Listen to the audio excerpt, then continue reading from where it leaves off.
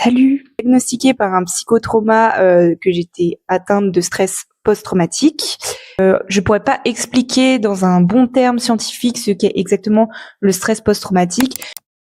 Ne t'inquiète pas Manon, je m'en occupe. C'est quand un traumatisme continue à vivre dans le corps et l'esprit bien après un événement. L'état se caractérise par des réactions intenses, désagréables et dysfonctionnelles après un événement traumatisant.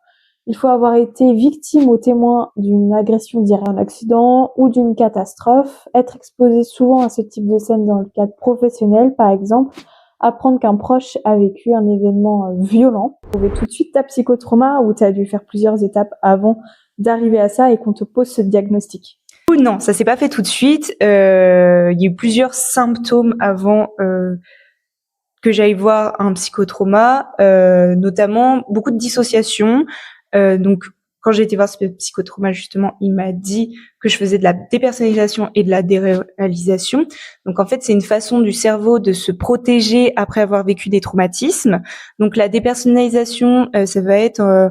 moi, c'était par exemple séparer mon âme de mon corps. J'avais vraiment une vision séparée des deux et de me dire que mon âme allait bien. Que seule mon enveloppe, entre guillemets, avait été endommagée, pas mon âme. Quels sont les symptômes où le traumatisme revient encore et toujours sous forme de souvenirs, cauchemars, flashbacks, la personne a l'impression d'y être encore et à nouveau, des réactions fortes à un bruit, une odeur, une image qui nous remet dans cet événement. La personne est dans l'évitement, elle fait tout pour ne plus penser ou ne plus faire face à ce qui lui rappelle son traumatisme. Ses émotions lui sont insupportables. Le traumatisme aussi change la façon dont elle se voit. La personne peut ressentir de la culpabilité, de la honte ou encore de la colère. Elle perd de l'intérêt pour ce qui lui plaisait avant et a des difficultés à trouver des émotions positives. Le corps reste en hyper-éveil. Elle peut ressentir de l'irritabilité, des difficultés à dormir, des sursauts exagérés, des problèmes de concentration et de l'hypervigilance constant. Il faut que les symptômes persistent plus d'1 mois et que ça gêne la vie quotidienne.